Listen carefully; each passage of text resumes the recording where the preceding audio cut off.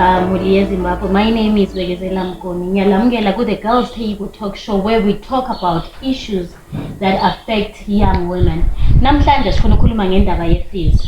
Abantwana besikole ama-university students, so to say, bathi bona i-fees has been pegged in US dollars, but abazali babo bahola i-RTGS. So we want to understand what impact will that have on them as ama young girls kakhulu, because my focus is mainly on young women. We are living in a patriarchal society where you get to a point where ukuthi kuyathiwa bekehlala akusela mali ubhuti wakho aqhubeke ngesikole. But before we continue with that, I would let you guys introduce yourself bese siqala sikhuluma ukuthi indaba ye-fees isihlukumeza njani. My name is Kimberley Nleya and I'm a university student. Hello everyone, my name is Zinhle Ndlovu and I'm a Part 4 student at NUST. Hello everyone, my name is Thando Nkomo. I am a former university lecturer. I'm a parent. I sometimes earn RTGS. I love the part where you say sometimes we earn RTGS. There are times when it gets US dollars. That's awesome.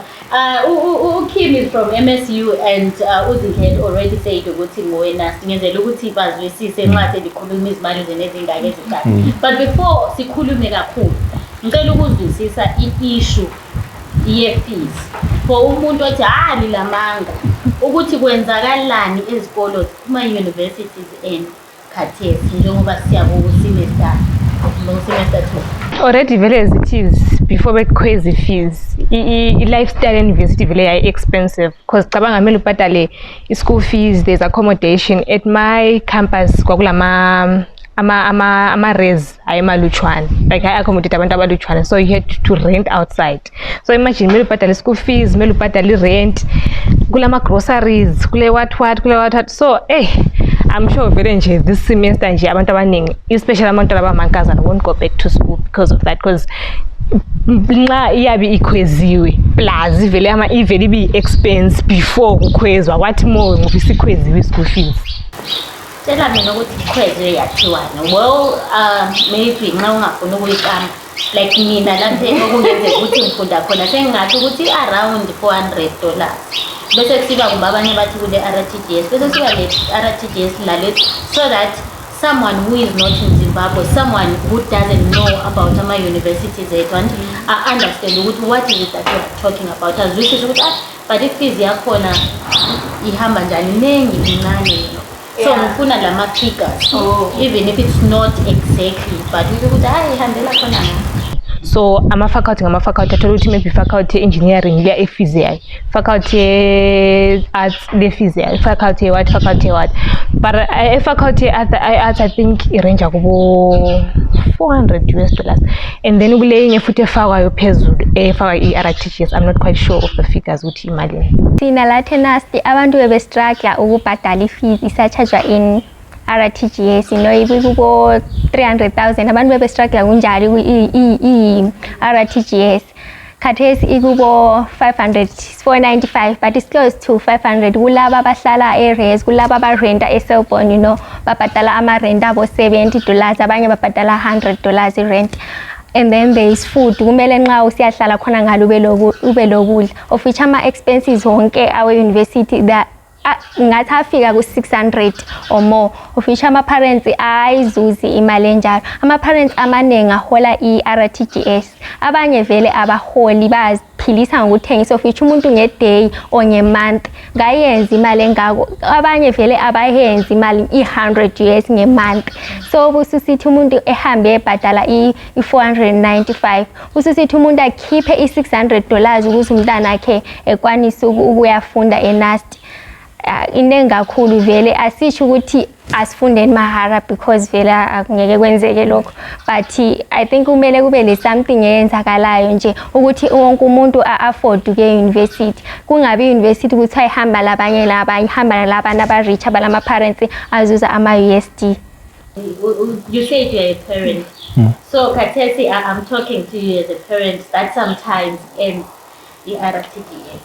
What would you say ngama fees about Kuluma? I was talking to someone from Lupane State University last week. They were saying bona babhadala $401. They're $2 million aside. So as a parent, what would you stay. And remember, there's a parent who is an informal trading. Othi lami labantu abamangcina baye university.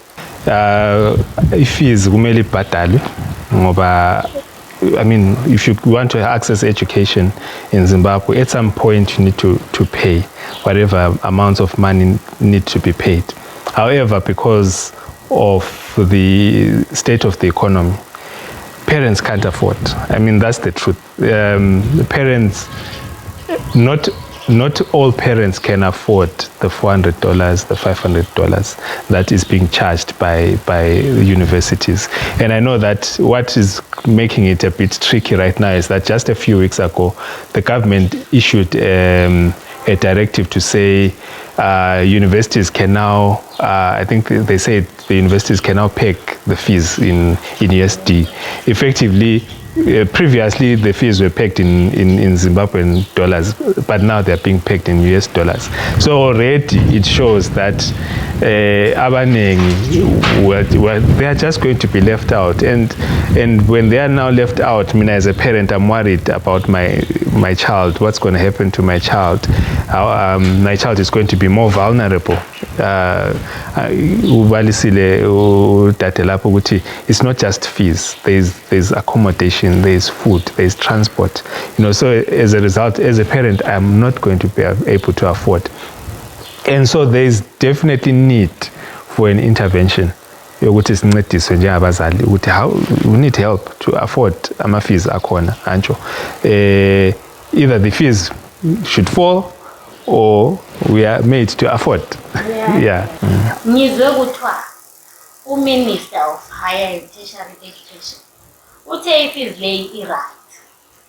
Even if I remember sometimes last year it was over 300,000 waba nabo fees masipo what yayi ku 300,000 sasikhala isedlula wathi no, it's normal njengama students benality. Do you think it makes sense ukuthi kuthiwe khona umzali uhola nge-RTGS layo ingekho enough to cover ama basic needs ethu bese kuthiwa $400 i-normal eZimbabwe because I think they say kwamanye ama-universities kwamanye ama-countries babhadala imali eziningi, so eZimbabwe actually ebhadala imali eziningi. Actually, when you mention indaba yokuthi i-right, I still remember there was a time esikolo where wawusithi nxa ungaphuza ukubhadala fees or ungadlula i-deadline yokubhadala fees so kumele uphinde leyo. Imagine usuphakathi kwesemester i-deadline isifikile, you couldn't pay the whole fees or you couldn't pay half of the fees, so kumele udefer, so kumele uqalise katsha. Usuku half the semester suqalisa katsha subuyela ku-4.2 nqadi ku-4.1 nqadi useyomele weye ku-4.2 subuyela ku-4.1. So nje I think at the end of the day I think angazi ukuthi kumele ngingathini ngifuna ukufaka ngendlela ukuthi ibengathi ku-right, like engathi i-fees i-right, no, akumelanga benjalo. Because at the end of the day izinto ama-situations anjengawona la ukuthi kumele ngidefer. At the end of the day sengispenda how many years, 5 years, mina ngispende 4 years e-university, so kungimbisele emuva lami khona ukwathi angi-afford ukuthi ngibhadale fees on time. Okay, ubuze ukuthi thina sibona inormal, for any school to run ukuthi izinto zenzeke imali yadingeka, so ifees isingabe inormal, but ezuba betshilo lapha ukuthi akufindwe ama-means ukuthi abantu bayi-afford ifees. Ifees inormal civil, abantu akufindwe ama-means abantu abazali be-afford ifees or ama-students kube lezinye izinto ezenzakalayo ukuthi la yakwanisa ukubhadala ifees. Abafunda kudala bathi bona kwakulo msebenzi ocreatewayo university for ama-students anjani anga-affordiyo ukubhadala ukuthi baye besenza something for certain hours and then uhola ngokuthi uyenze khona kothiwa ukwenze ama-hours amangaki kule mali othi maybe 1 or 2 hours and stuff.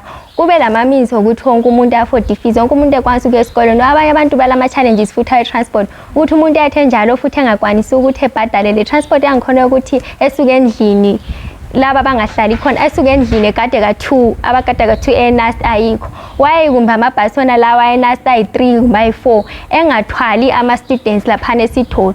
Mina ngihlala ngibona amabhasi laphana esitholo ehliso lecturer athwalo lecturer vodwa amabhasi thina asithwalwa kodwa latha sila imali as-afford kodwa amabhasi enasti agijima up and down hlala ngabona every day agijima up and down ethwalo lecture wayengathwala ama-students amabhasi at least umuntu ekwanise la ukufika esikolo ebeselwisa-ke i-fees i-transport isi-covered.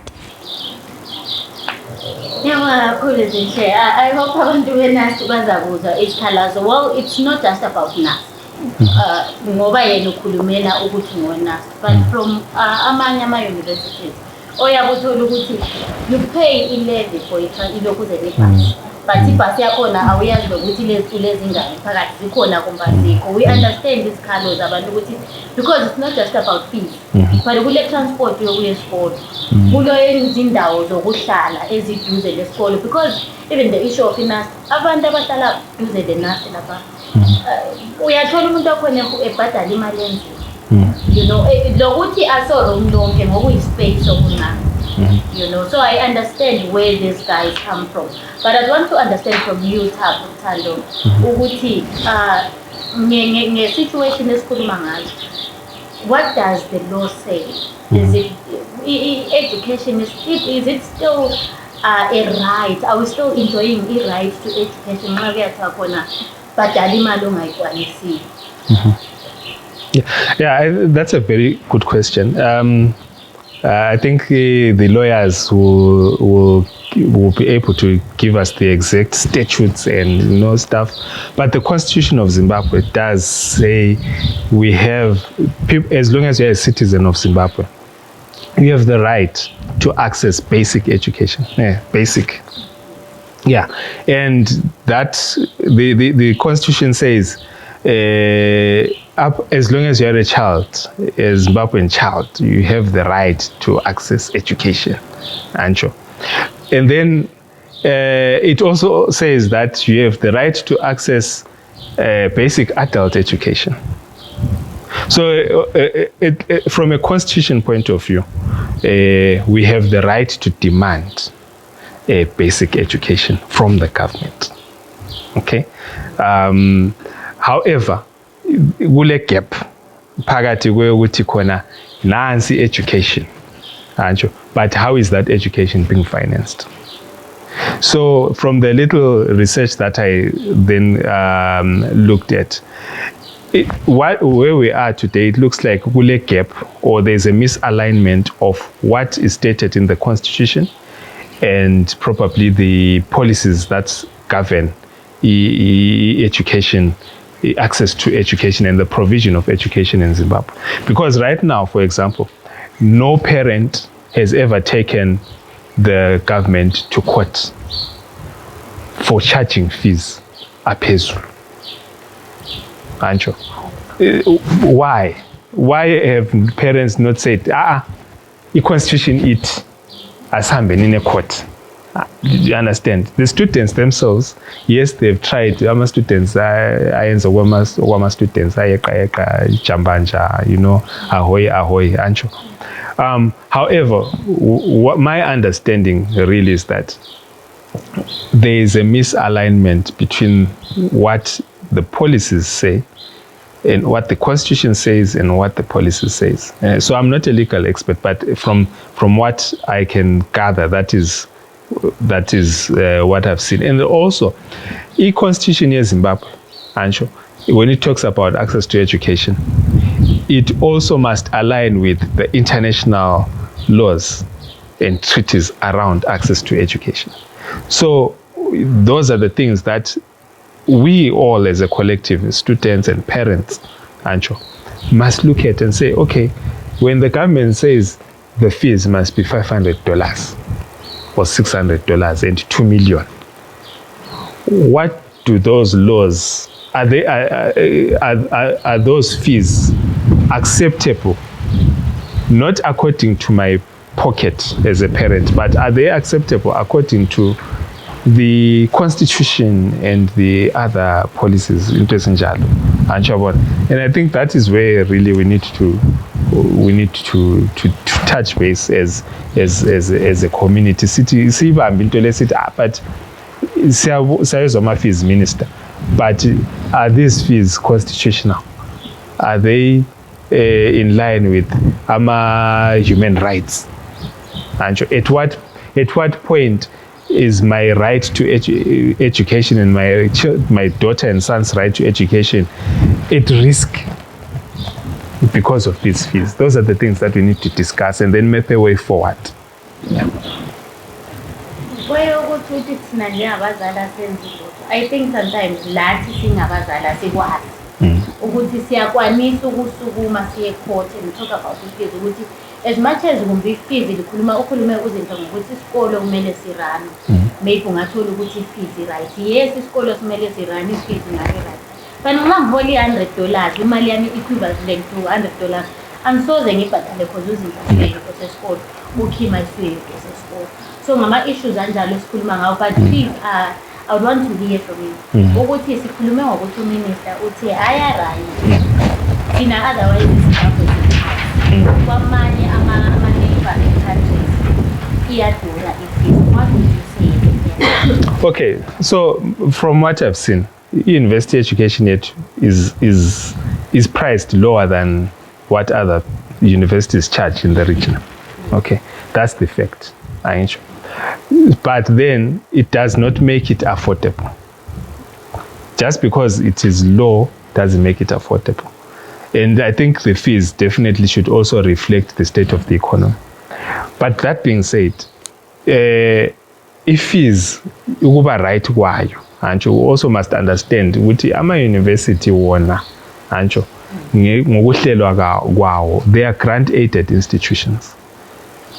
These are not private limited companies. Those are grant-aided institutions. The government is supposed to issue a grant to the university so that the university runs. In other words, the university should be able to run even if students are not paying fees. So, but the issue is there's a problem in the country. There's a problem. There's a problem. Says touchy fees.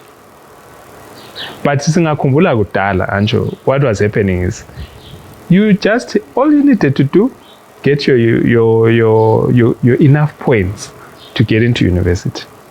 Ungangena university, what are you given? A grant to go to school. That grant was enough for you to pay your fees and to even give you something to live by. If you ask a lot of the people who went to universities in the 80s and the 90s, they never paid fees. Kwakule to ama grant. Ancho.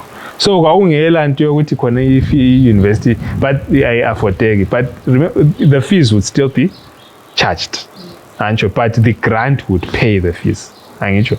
Then after that kwasokuthiwa khona no. Akusela ma grant. I remember when I started university, we didn't get the grants, but we got the loans. Kwathiwa akusela ma grant. Sesingena kuma loans. Saphiwa ama loan. Angisho. But all along, what we're saying is the fees has always been there. The fees has always been unaffordable. But the question is, are there things that help me as a parent, that help my son and my daughter to be able to go to school, even though the fees is not affordable? And okay, because the Constitution does not say free university education.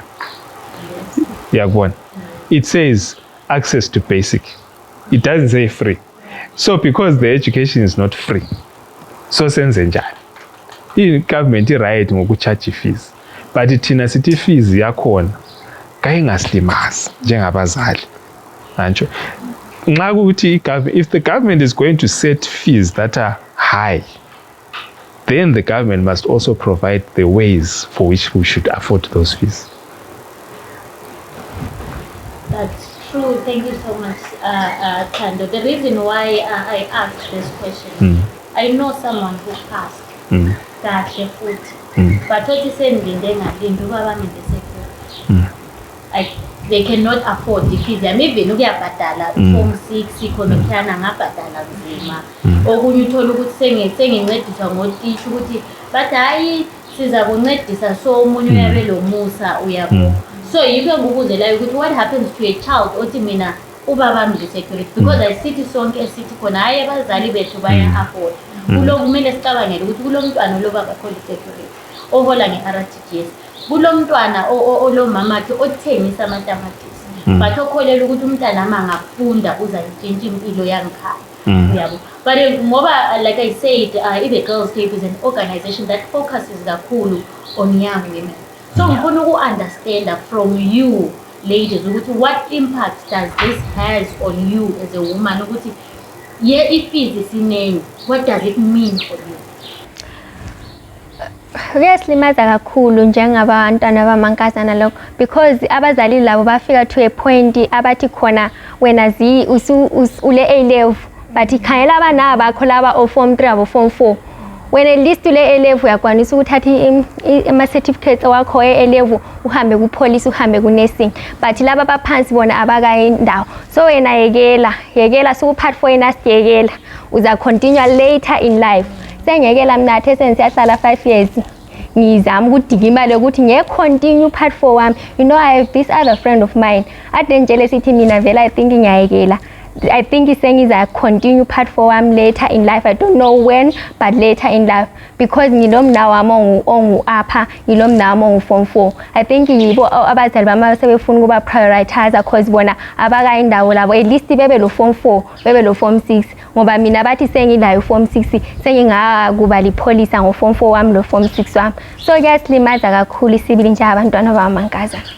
Yeah, khona ukuzinhla kusho ukuthi khona baningi abantu abaningi asaqala labo part 1 esingasikho labo kathesi ku part 4 baningi and abanye abazali umzali wami usekhona hayi mntanami le yenye afford maybe ethi ngafunda ukubhadalela school fees thatha na le school fees unjani uhambe esikole nxa ufika esikolo ufika usiba exposed to some things but ngabhadala accommodation if I do this ngabhadala ngathola imali yokudla if I do this at the end of the day so kus expose into esicina senze into ezingayisizo sicina sesidinga ama blessers sicina sesi so sengize exposure to imkhuhlane sengize exposure to into eziningi all because ngifuna i-degree lela I want to have that degree. Sorry, I wanted to add a point yakho lapha ukuthi usuze expose into lezo sikhulumayo ukuthi usudinga ama place okubhadala accommodation and stuff because wena awufuni ukuba lipolisa. Ukuba lipolisa ayisinto zakho ukuba ngunesi ayisikho okusenhlizweni yami. Mina okusenhlizweni yami ukuthi ngihambe nasi ngiyathatha i-degree lami le-statistics yikho engifuna yikho lapha engi-strong khona. Okwenza ngathi ngiqeda form 4 ngihamba e-level ukuthi ngayengafuni ukuthi ngihambe kuba ngunesi ngayengafuni ngoba to be honest abantu labantu balezinto zabo aba-strong kizo bakhona sibili umuntu abesithi mina vele ngingakhula mfuka uba ngunesi mina vele ngingakhula mfuka uba ngu-teacher ngile passion le-teaching so kuzoba labanye abangakufuniyo khonokho so mina ozokuza ngenza lami ngithi ngcono umzali wami nxa ethe uzambhadalela i-fees ukuze ngizuze i-degree lami lele ngilenzayo ngcono lami ngizidingele ama-means engazuza ngawo imali yokubhadala i-accommodation. This is the most painful part when it comes to issues to do with fees. I've had people around me where you get to a point umuntu athi ngamampela kade sisokwenziwa angila plan.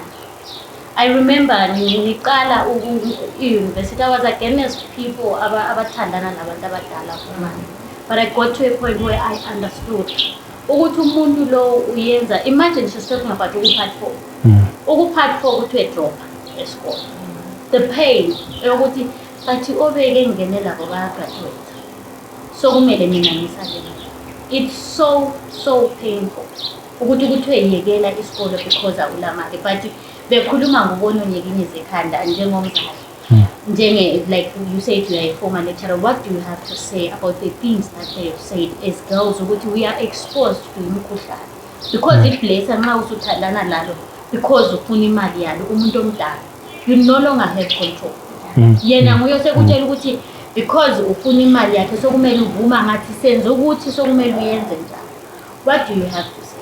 Yeah, so when education becomes a privilege,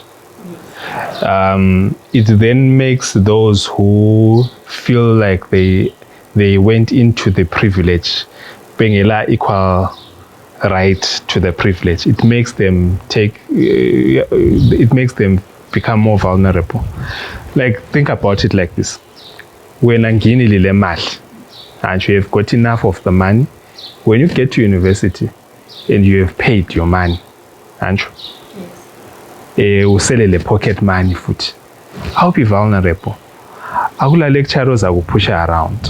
And akutshela ukuthi khona zwana guy, if you don't pass, if you don't like me, I'm going to make you fail. Because when you have money, and you are protected. Even the Bible says so. Your money is your shield, you know. So when the fees or when the university education is not affordable, it makes girls in particular more vulnerable. Ngoba usuzafika lapha uvele usuke ngikhaya uncenga. So ufike campus sungusincengile. Anjo. Uyancenga, usubmit i-assignment uyancenga, usubmit i-dissertation uyancenga, useklasini ukuphakamisa isandla ukuthi uziwe uyancenga. You understand what's happening? So you are vulnerable in a lot of spaces, and you are going to be vulnerable to even male students. Anjo, usukulambile ufuna ukupasa i-assignment, uzakugcina usunjani? You know the kind of relationships that you have with other male students. Then you add the lecturers. And abafuna ukuthi ofuna uzancenga upass. You understand? And then beyond that, if you are not being able to if you are not satisfied on campus, uzadinga abo blesser as well. So the way I see it, we need a system, a financial system that ensures that the vulnerable are not put at risk. They are not exposed. You know, we need to make sure that. And remember, in school, yes, and they're saying that they are vulnerable. But we now live in a society of multiple sexual identities. Labo fana bakhona ba vulnerable to amankazana kunje. You know, so yeah, I mean, kudingakala sibili ukuthi khona abantu babe level headed and say, okay, we've got an elephant in the room, and the elephant is the fees. But this elephant is not just hitting our pockets; it's hitting our health, it's hitting our mental, our psychology. It's chai everywhere, you know, and we need to deal with it. Yeah, kuba nzima kakhulu, but njengoba sikhuluma nge-issue ye-fees, and ayiqalanga namuhla i-issue ye-fees, ngizwa ngani ngabantu asebephezulu kwabo part 2 so kudala lise-university. How have you guys been surviving? Ngoba i-fees ayikhwelanga khathesi i-US$. I remember last semester yakhwela mina lade mfunda khona bekuyi-300,000 sakhala zagcwala indawo yonke sakhala. Li-survive njani nxa i-fees sithe yakhwela uthola ukuthi wena ngikhaya imali ayikho? But I take it you guys are still at university, your friends abanye basasekhona baku-university. How are people surviving? Hey, sidonsa ngo-gear 5 ngibe-gear 5 ngibe-gear 6, but siyadonsa.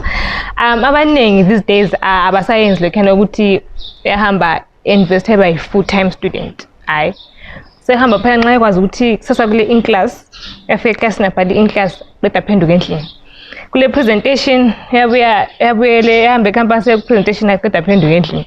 Kule exam uyahamba ebhale exam aphenduke endlini, because aka-afford ukuthi abe full-time student ukuthi ahlale khona ngale abe bhadala i-rent, ukudla, what. So abanye sebenza njalo, and then kulabanye abachaya ama-voluntary. Of course ama-voluntary work awasiniki imali eningi, but akulanto singayenza sabe sincenga, and then usuzabala labana abathole imisebenzi. But then again akwenza ukuthi ngibe yi-convention, ngibe yi-parallel student, because i-fees ye-parallel student yadura kudlula i-fees ye-conventional student.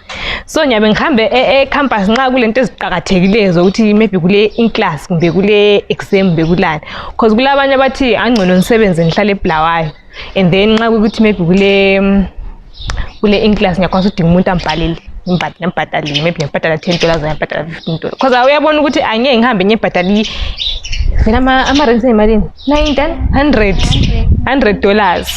So uyabona ukuthi angeke ngihambe ngihlale ezishabani ngibhadale $100 i-room. isemester yonke angi-afford because kuyebe kumele kube lezinye izinto kumele kulokuprintisa kulokudla kule mpahla kule abanye bafuna ukulungisa inwele kule nwele zami kule izinto zangikhona sezibaziningi so umuntu acedisa ukuthi ngcono ngibe ngizisebenzela ngizabe ngihambe ecampus nxa kunjani nxa lento ezinjabo in class nxa lento ezinjabo exam abanye vele bahamba maybe 2 weeks before exams afika ahlale 2 weeks and then ebeselinda ama-exam nxa eqeda ukubhala nje uyabebhadalisa i-rent ye-2 weeks lo mastanda khofa umastanda abeke ngani ngazwisisi but uzamncenga umastanda ukuthi akubhadalisa 2 weeks ubhale your exams nxa uqeda your exams phansi. That's true. Mina ku part 4 bengihamba yabona iviki liyana before exams 3 days. Ukuthi sengifuna ukuyakuzwa soku revise okugcina. But imagine the whole semester bengibuya mhla ku10 because uyazibuza ukuthi ngathi emsebenzini manini ngibuye esikole. Imali ye fees ngiyayifuna labo bafuna umuntu okusebenza. Nasty lenza njani Zinhle nxa sokusibanzima? Hey, sidonsa nzima sibili njengoba echila.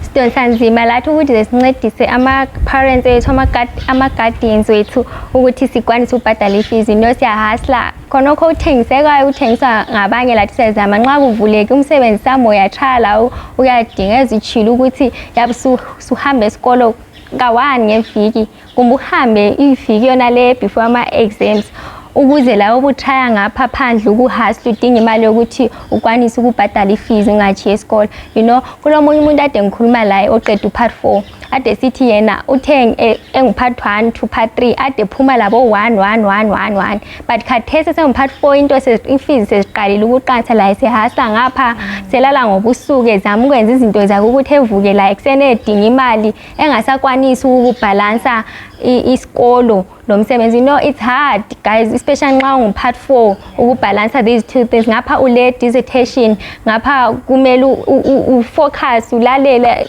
eclass nxa befundisa ngapha ucabanga ukuthi ngisuka lapha kumele ngiyedinga imali ngaphi ngisuka lapha kumele ngiyedinga imali ye-transport yakusasa ukuze ngikwanise ukubuya la kumbe ukuze ngikwanise ukuya emsebenzini lapha engihasla khona kunzima ukuthi ubalance besithi ama-grades wakhe adrophile from 1 to abo P kunzima ukubhalansa kho but we are trying siyazama lathi ukuthi sincedise abazali bethu ukuthi sikwanise ukufunda siyazama ukuthi singachise singopart 4 imagine from 2019 this year ngu-2023 sengiqeda sengizaqeda ngiyaqeda next year sengichiya sengisithi I will continue later in life amboni lokuthi le letter yangikhona ngiyabe ngisesela intshukuntsha yona le engilayo ukuthi ngikwanise this ukuthi next year lami graduate labanye so kunzima sibili sidonsa nzima on issue kaZinhle le ukuthi ama-grades I'm a living testimony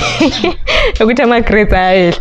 I remember when I was in part 4-1 ngabona hayi ukuthi ngibe ngihamba full time ecampus angisoze ngikwanise so ngizabe nginjani ngihamba nxa kubhalwa ama-in-class la nxa kule exam and then I still remember i-module yangikhona ulecturer wangikhona wangolecturer labana ukuthi uyathutsha le in-class from nowhere nje akakhulumi ukuthi namhla kubhalwa in-class hayi athutsha le in-class athutsha le in-class lecturer mina ngisebulawayo ngizama ukuhasla khona ngizama ukuthi ngithi volunteer ngapha ukuthi at the end of the day nge-1 week enalana ngisiyalungisela ama-exams ngibe le ndawo yokuhlala abuye lecturer kubhala in-class mina ngikho ubuye kanti kakhuluma ngafaka nasegroupini ukuthi namhla kule in-class hayi ubhala abanye abantwana angibhalanga mina in-class ngase ngisaya ukuthi hayi ngicance kade ngingevele ababe ngelasikhathi sokuthi athi kade ngihasla kade vele kalandaba ngayicarry module.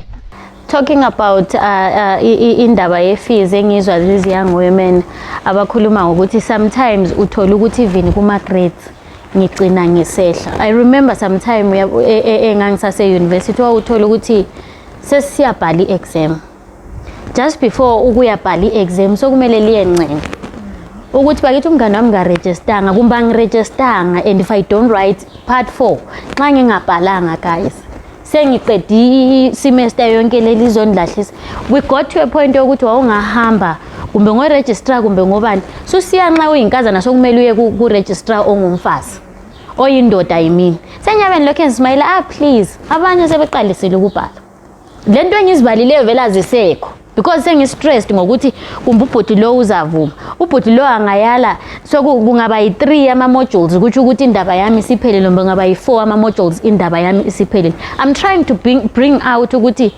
into ye-fees is affecta njani.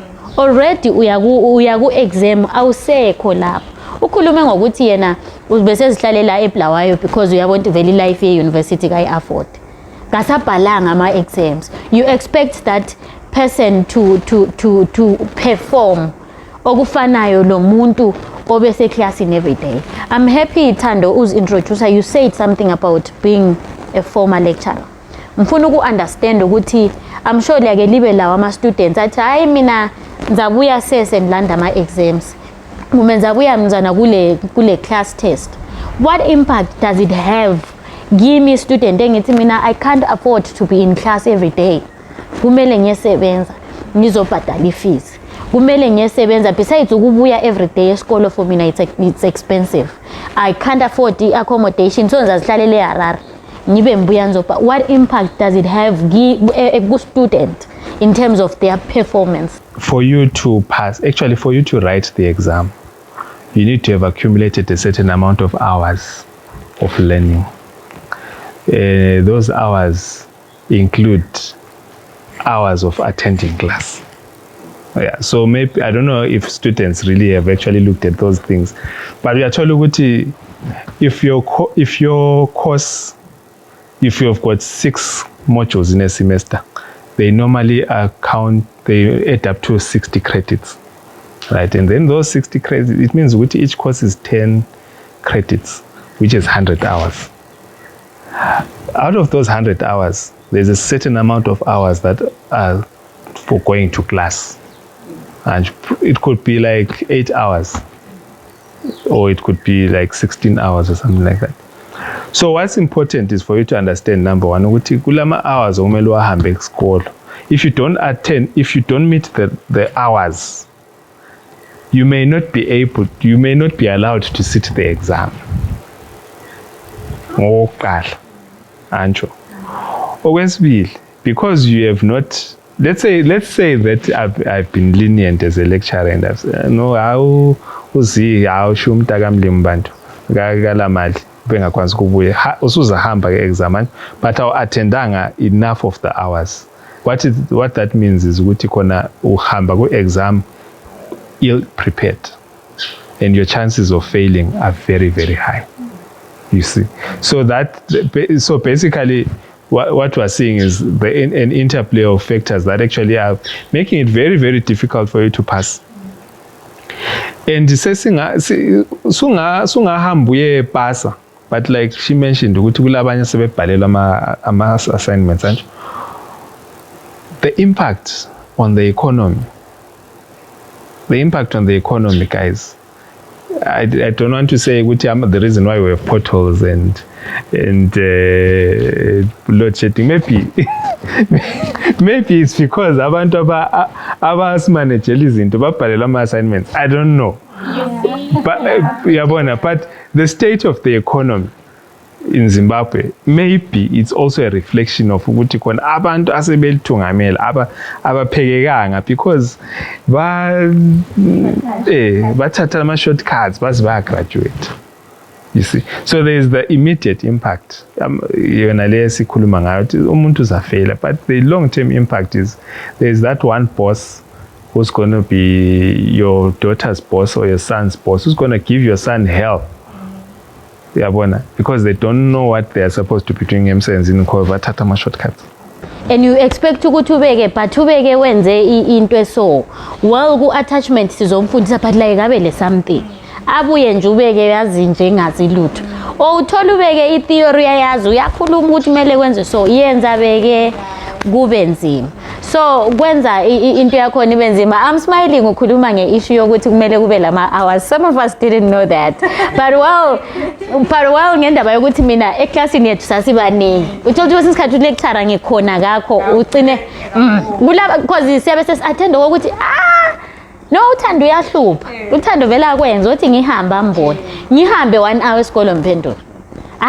uba naye sometimes kanaki vele uthola ukuthi mina kanaki ngiyasayinelwa ngomunye uyasayina omunye uyasayina omunye i-register so ubuthi uzibuza ukuthi sikhipha ama-graduates anjani khonapho abantu abathi mina ngi-attend ubhalelwe i-assignment ama-dissertation thina sifela ama-dissertation ngoba sengikhetha ukusebenza nxa senithe ngiyasebenza kulama-assignment kule dissertation kulo msebenzini okumele ngibhale ama-report engingakwazi ukuwabhala because angifundi kahle esikolo so senzithi hayi i-dissertation ayibhalwe ngomunye umuntu then kusasa lina sesithi awubeke utshaye i-distinction ku-dissertation ayisiyimi engibhaleleyo so antshiyabona ukuthi into yakhona iya isibulala iya isibulala ukuthi la nxa ngithwele i-certificate sami ngiyabe ngikwazi akulanto engiyenzileyo kumbe akulanto engiyaziyo but ukhulume ngokuthi kudala kwakule ndlela zokuthi nxa ngingakwanisi ukubhadala i-fees ngincediseke. Do you guys in your universities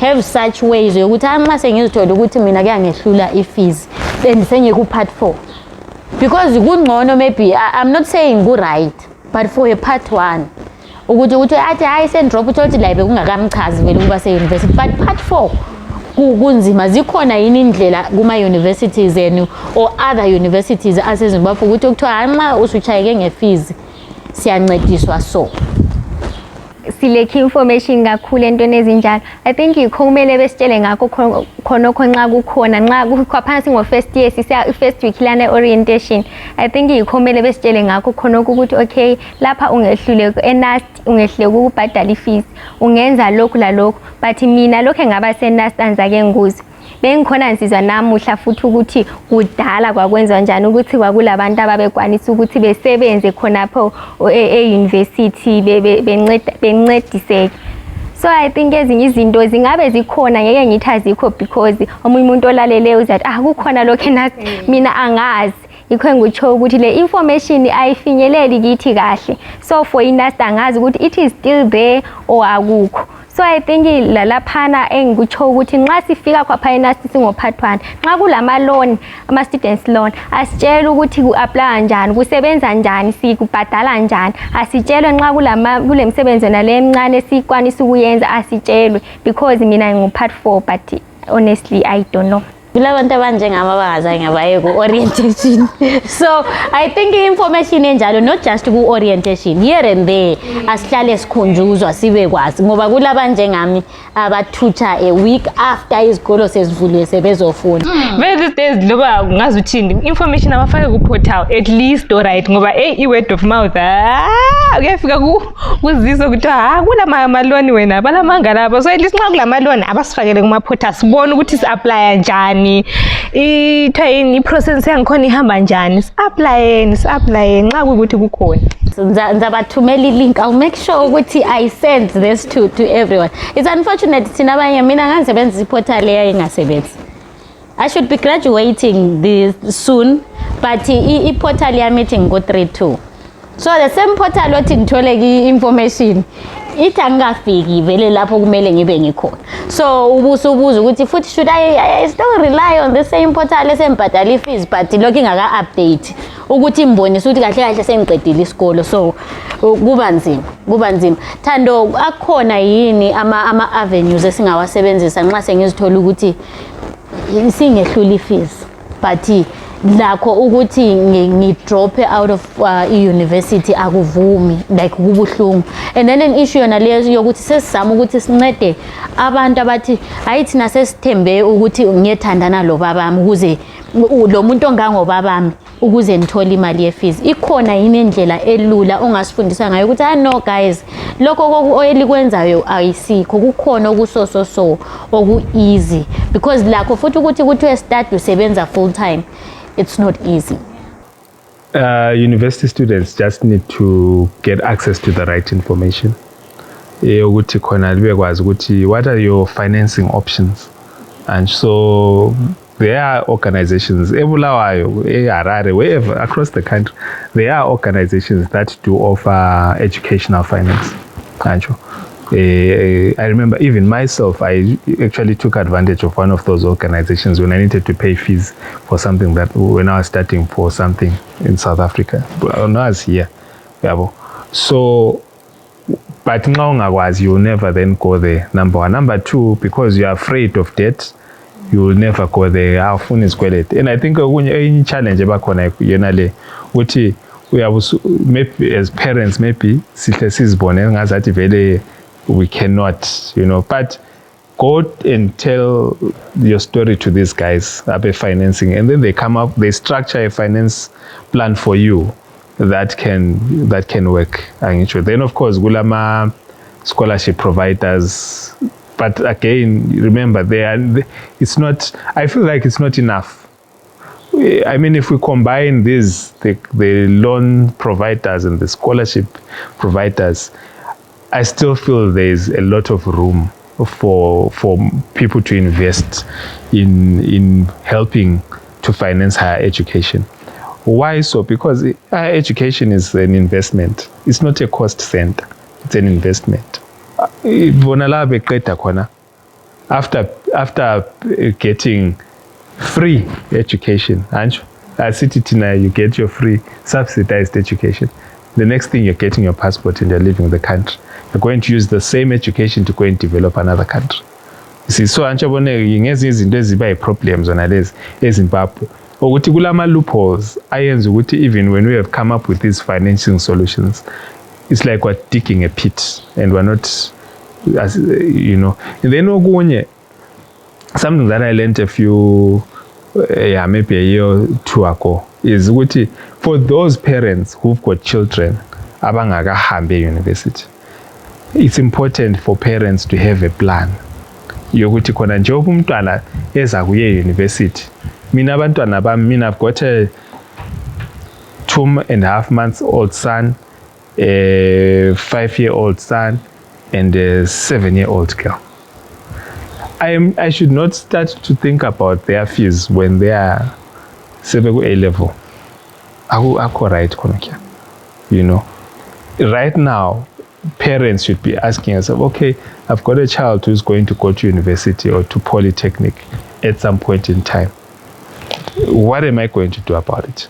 I should have a plan, and the few seminars that I've attended do provide practical solutions. I call them out of the moon solutions. Very, very practical solutions for people living in Zimbabwe. The challenge is information njengabazali. Asla information, so as information, we're not empowered. And then when we're not empowered, umntana usezathola indawo e-university senzahlaba umkhosi, I can't afford. But i-problem ingapha anjabona ukuthi i-problem lami njengomzali ngile problem because I never planned. I didn't plan to make sure that I've got the $400 times how many semesters? There are 8, aren't you? 400 times. I didn't plan to raise that $1,600. Yabo. So isifuneka sengihlaba umkhosi. Yabo. So options are corner, but we need information and we need guidance. I think like what Thando has said, I think Lati I also have a 2.5 months son. Ngiworried ngokuthi ngamanye amalanga kumele aye esikole. Angi afford Thando mina. Ukuthi from umholo wami nje $10. Ukuthi wathi implanele umntanami ukuthi kusasa kumele soon kumele aye esikole. So yikho okunye okusikhalisa ukuthi as much as we would want to plan, imali esizitholayo azivumi. Kunje kade siya ku Christmas sesivele sazitshela ukuthi abantu abethu abathola impahla ze Christmas. Uyabe uzitshela ukuthi wathi implanele ukuthi January kumele ngilokhuze ngenze because ilife yethu sinzima ukuthi uhlala ungela extra money.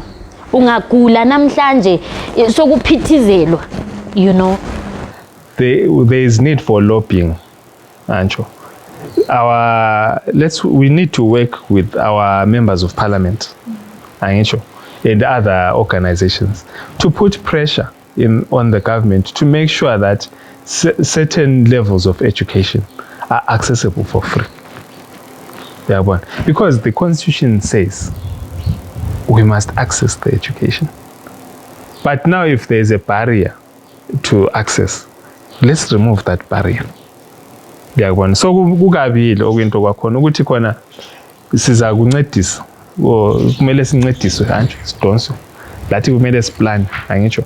However, the government must also fulfill its role, and the government's role is to provide an enabling environment through policies, and that say ukuthi khona, for example, a policy ethi khona umntwana angayekeli ukuya esikolo ngenxa yokuthi ka afford. What that means is ukuthi if I have a child, that child must go and get a place. Anjo. And if once that child has gotten a place, akumelanga ukuthi umntwana angahambe esikolo ngenxa yokuthi fees ayibhadalwanga. Anjo. And the policy must be clear and clear. Ibe clear nje. Anjo. But then umsebenzi wegovernment ngowani anjo. Umsebenzi wegovernment is to make sure that umntwana nalwa enga-afford njalo anjo. There are other things that are happening to make sure that that child gets a quality education. Do they get textbooks? Do they get exercise books? Yeah, anjo. It means the government must then be facilitating the existence of support structures like grants. Yeah, bon. So that parents who genuinely cannot afford can access those things and send their children to school. So kudingakala ukuthi lapha kube they call it a tripartite. The parents, the government and the schools, they must come together to create frameworks that allow for abantwana to access education. At some point, remember, there's someone who has to foot that bill. And it's because teacher kumele ahole, kumele kuthengwe amachoko, kumele kuthengwe zonke izinto leziyana ngisho. So I think no one is denying ukuthi khona there's a cost. But what we are saying is that cost, let's come up with ways of lessening the cost on the parent and pushing that cost to the rightful bearer. And the rightful bearer of that cost is the government, because the Constitution says everyone has the right to access of basic education. Kuthiwa silelungelo ukuthi sithole i-basic education. Your last words njengama university students, I'm not just saying university students, but females who are saying khathesi nxa ngathiwa sokunzima kulami lo bhutwami, chances are mina ngizahlala. You've said the challenges that you face. Likhuluma ukuthi sometimes sesihlala ngihambe 2 days esikolo, 2 days before the exam. It's because lizama ukuthi lithi deal with the situation. What are your last words? Whether liyakhala kumbe lenza njani, what do you want to say? Okokugcina ukuthi bakithi mina okwami engifisa ukukutsho njengoba sikhuluma nge-issue ye-fees yikuthi hayi siyakhala shem. Sakhala indaba ye-fees siyakhala, but then again mostly I would just like to say a few, especially to my first years ukuthi zisazokhala because kuzabalala bana, because university indawo leyana ufika uhlangana nabantu aba-different abavela from different backgrounds abaza exposure to different things. So as a girl child Kim uzivelela nje uzihlalele ekasi, uyafika ngalo uzafika ubona rich kid, uzafika ubona ama-wannabe, uzafika ubona ama-slay queen, uzafika ubona yonke nje i-types yabantu nje abangamankazana laba abafana. Just don't ungathatheki because you want to fit in. So uqiniseke ezinye izinto ezingayisizo. Of course yes abathi kunzima uba university student especially nxa umntwana wenkazana, but lizame shwabo ke ukuthi lingazitholi sesendaweni ezingayisizo, because wena uphela ube grateful nxa abazali bekuhambisile uyi-first year bekuhambisile ule bakubhadalela i-school fees, bakuthengela i-grocery nale ukuthi hambe phusha lawe since i-first semester. Yabona i-first semester vele I think yedurayo kakhulu udlula ama-semester wonke. Ube grateful ukuthi bakubhadalela i-school fees, bakuthengela i-grocery nale 2-3, bakuthengela yona i-1 pair ama-tennis, le jean eli-1, le t-shirt, ama-t-shirt angu-5, uzabhalansa lawe khona. Just nje kuphela ungathatheki ukuthi usufuna i-Brazilian, usufuna ukulungisa inwele, usufuna inzipho, please siyacela. But kulamanye ama-universities where people say Thando ungabuya, I remember ngangikhuluma lo munye umuntu asithi yakwazi la emfunda khona uma m3 lo angimluki, but how sufake e-high school so kumele ngifake anjabo la ngakuthiwa ufuna ukuthi i-pressure ingakuthinti sebeleke behleka ngayo eklasini nangani usisi we-high school. Guys, Zinhle asizwe, what are your last words? Mina my last words ukuthi bantu i-fees ayiwe affordable. Onke umuntu akakwanisi since uba betshila ukuthi ku-constitution kuthiwa everyone has a right to basic education. Akuzange kwatsho ukuthi aba-rich yibo abale right ukuthi bafunde bese befike e-university, yibo abale right ukuthi befunde beyefika ngaphi ngaphi, kuthiwe everyone. So i-fees ayibe affordable to everyone. You know, lalaba abalama parents angama-civil servants, lalaba abalama parents abaphila ngokuthengisa emsikeni, wonke umuntu nje ekwanisa ukuyibhadala i-fees. Kungabi ukuthi mina ngilobaba ose-UK kumbe mina ngilabazali abangaphi ngaphi, mina labazali abakhona ngale yime ngizakwanisa ukubhadala 700, yime ngizakwanisa ukubhadala 800, but lami ngingelabo ama-parents akhona ngale, lami ngingelabo ama-parents asebenza phezulu, ngikwanise lami ukuthi ngithi access to education. What would you want to say as your closing remarks, Thando, about the issue of fees nje? No, government needs to play its part in ensuring that the fees are affordable. There's also need for government to ensure that there are policies that are in place that ensure that those that cannot afford are not excluded, and also that the government should also work hard in creating an enabling environment that allows for many players to come into to finance the education, so that those who want grants are able to access grants, those who want loans they're able to access loans, so that at the end of the day we have our education system is competitive, because right now I believe it's not as comparable. The opportunities definitely they are skewed against those who cannot afford, and so really we really need the government to take the lead in ensuring that the right environment exists for people not to be excluded from higher education. Ukhima ukhulume ngokuthi yena ucine ebhala ekhera enye imojo ngenxa yokuthi esekhetha ukuthi I can't afford to be on campus every day ngoba i-fees, imali ye-accommodation, ukudla, because kumele athengelo yakhe grocery yedwa ngale, kanti nxa esendlini bebezabe besidla into eyi-1. Uzinhle ukhulume nge-issue yokuthi sesifike ku-situation yokuthi kuthiwe usufikile ku-form 6 hlala abana bakho. Eyinye situation esenza sibe njalo, it's because siyakwazi ungaze uye-graduate, ungeke futhi uthole umsebenzi, at least ngabe siyakwazi uzathola umsebenzi, it's guaranteed ukuthi uzathola umsebenzi 100% uncedise abana bakho, but sokuyi-issue yokuthi ungaze uqede kuyafana. So sokuthiwa hayi mana sonke sokuthiwa as long sonke singo-form 6 singo-form 6 sizawuthola yini umsebenzi, so it becomes difficult, and the most painful part ngeyokuthi sesize sizinikela noma kuyini ukuthi senze imali. And the issue yokuthi kuthiwe you are working full time uyafunda ibanzima, ukhuluma ngokuthi yena bangaze baya ku-parallel, so kungeyinye expense because i-fees yakhona yi-too much. I hope someone out there will listen to this and understand why i-issue ye-fees ilokhe ikhulunywa, because as young women, as girls, we are affected, and I'm not saying abafana abakho affected, we are all affected, because nxa sokuthiwa no yima lapho umna wakho la yabuya sonke sibe ngo-form 4, then what?